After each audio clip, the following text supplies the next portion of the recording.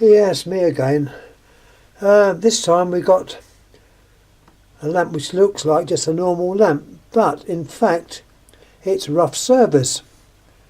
It's under the GEC name, which was their name they used alternate to Osram. Once again, I don't know the age, but I know someone that probably would, because I can give you the etch.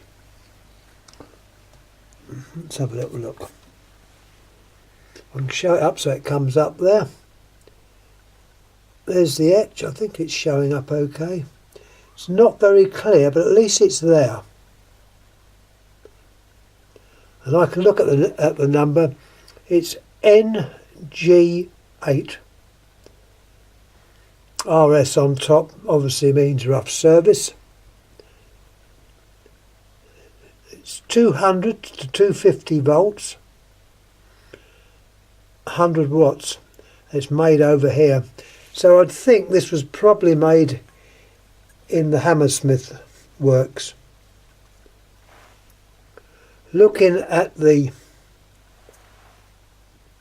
fusing, there's a fuse on one side. This is in a little glass tube. It's got a name which I'm not too sure at the moment. I think that it's only fused on one line. Sometimes they're on both, sometimes only on one. Anyhow, the thing that's quite interesting is these rough service lamps. I remember them years and years ago only being 40 or 60 watt and then mainly clear. But this one you can see is pearl and, as stated, 100 watts. And by today's standard, that is quite a large lamp for 100 watts. So that gives you some idea of the age. Now let me look inside there. I'll try and hold it up to the light. Don't know if you can see in there. It's got many filament supports. It's obviously a single coil, and looking in there it's a decent sized filament as well. Now this reminds me of lamps that are also made probably about this era by Omega. I think it was Omega, called Plus Light, and they had a very similar arrangement. The ones I can remember were actually clear, but they had a very similar filament arrangement with many supports. And I was just wondering whether the two came out of the same stable, so to speak, because this is very reminiscent of those lamps.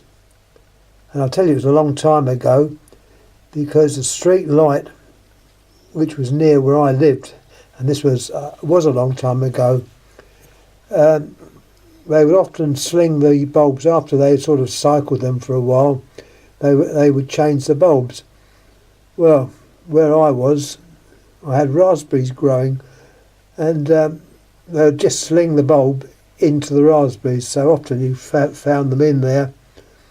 They were perfectly all right. They've obviously been used a bit, but because of the raspberry canes and the leaves and the stems, the bulb gently landed on the ground without smashing. But they were clear. They look, as I say, look exactly the same lamp, but they were called Plus Light. I think it was Omega Plus Lamp, which I believe was under Thorn, was a totally different company to a GEC and Osram. Anyhow, I'll show you a light. This one I can put direct on to the Variac. It's mains voltage, there's no chance I'm going to blow it out. Turn the light off. We'll put the other lamp in, the other plug in, and we can turn him on. As you can see, it's got quite quite a nice filament. And turn it up. At the moment we're pushing it on 100 volts.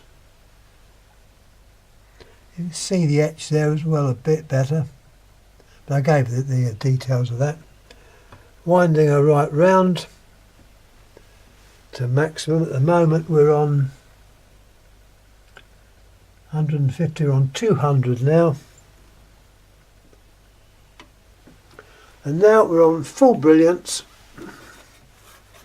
There's the lamp. I'll show you what it looks like. I don't want to prove the rough surface properties by knocking it about or anything. No way am I going to do that. And there's a lamp. It's a well-made lamp.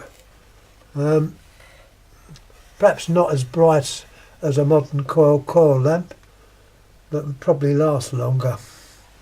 Anyhow, once again, thanks for watching. Any questions, please ask. I'll try and get back to you. As I say, that code, someone out there, and I know the person who would probably know this. If he's watching now, he'll be laughing.